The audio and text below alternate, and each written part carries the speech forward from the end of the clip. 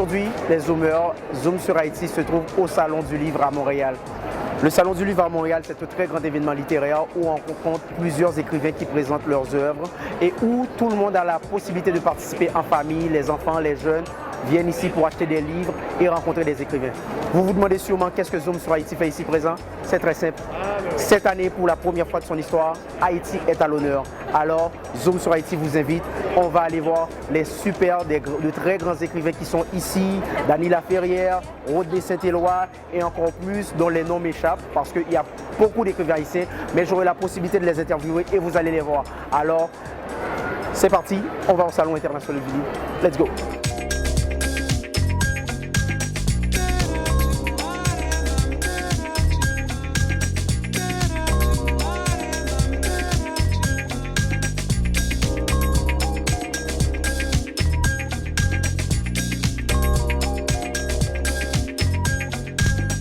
Je suis très content d'être ici parce que je suis avec moi présentement Madame Marie-Célie Agnan, une de nos écrivaines haïtiennes et qui est aujourd'hui au Salon du Livre. Bonjour Madame Agnan, comment ça va? Bonjour, très bien, merci. Comment on se sent aujourd'hui? Très bien, assez bien quand même. C'est la deuxième journée où je me présente au salon.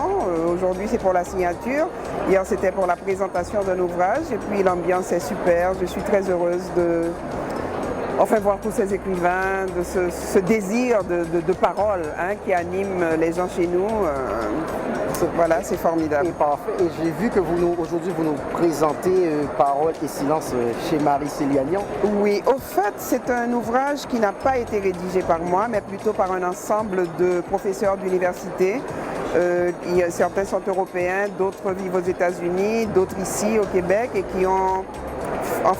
qui enseignent mon travail, mon œuvre, mes livres depuis plusieurs années et qui là ont fait un collectif pour que cette œuvre soit un peu mieux diffusée, un peu plus connue.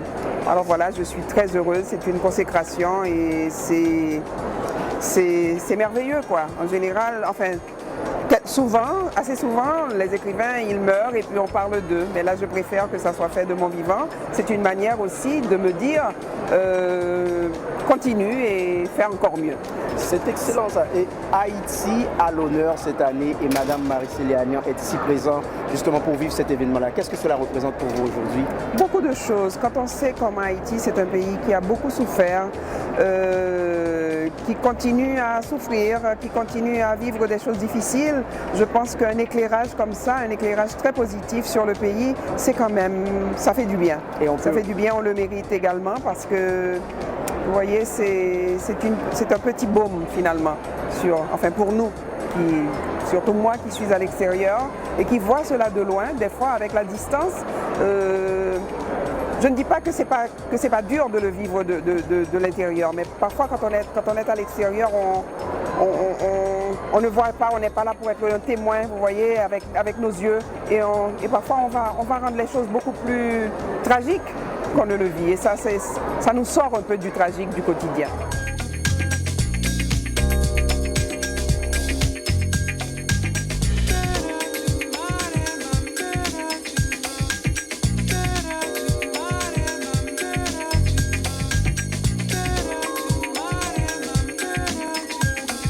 Extraordinaire, j'aimerais avoir un salon comme ça chez nous à Jérémie, mais ça va prendre beaucoup de temps. Entre-temps, nous faisons ce que nous pouvons, nous créons, nous écrivons. Oui, parce qu'on dit que Jérémie, c'est la cité des poètes. C'est pour ça, je crois que c'est un héritage culturel qui est là. On dit que c'est la cité des poètes Jérémie. Bon, peut-être, est-ce que c'est comme ça que je suis devenu écrivain, on ne sait jamais. Peut-être qu'il y a une vérité là-dedans. Et c'est cet héritage-là que vous décidez de partager aujourd'hui avec le peuple québécois? C'est ce que nous voulons faire avec le Québec. Le Québec, nous partageons avec lui la langue et c'est extraordinaire, c'est beau et puis je trouve les gens sympas et nous sommes aussi un pays sympathique. Donc c'est sympa plus sympa égale sympathie sur toute la ligne, extraordinaire.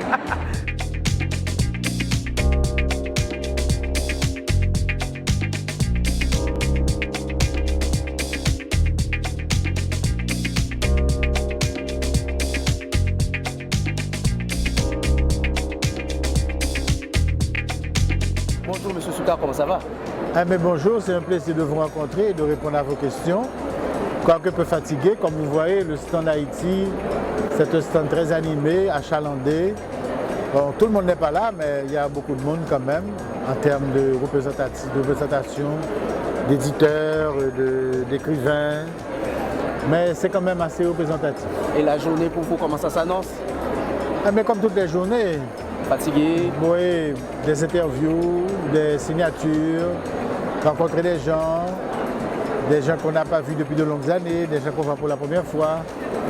Donc tout ceci est très intéressant et beaucoup de personnes posent des questions sur Haïti, comment ça va au pays, etc. Donc je pense que c'est une bonne façade. Oui, c'est effectivement bien, on est content. Et le fait que Haïti soit présenté cette année, justement, c'est une première dans toute l'histoire du Salon du Livre à Montréal. Et on en parle, Haïti est à l'honneur. Ça représente quoi pour vous, M. Soukar? Bon, je dois dire que ça n'a jamais été fait. Dans les salons d'habitude, on invite des écrivains. Et la maison d'édition invite aussi leurs écrivains. Mais c'est la première fois qu'un pays est invité. Donc pour nous, c'est une occasion de bien utiliser, je dirais, cette vitrine pour montrer la créativité haïtienne du côté de la littérature, de l'histoire et d'autres. Et c'est une bonne façon aussi, je pense, étant donné qu'il y a beaucoup de journalistes étrangers qui passent, particulièrement des journalistes québécois, c'est une bonne occasion de présenter le pays. Je n'aime pas dire de vendre le pays, de présenter le pays, parce que le pays n'est pas à vendre. Le pays est à présenter. Donc c'est ça.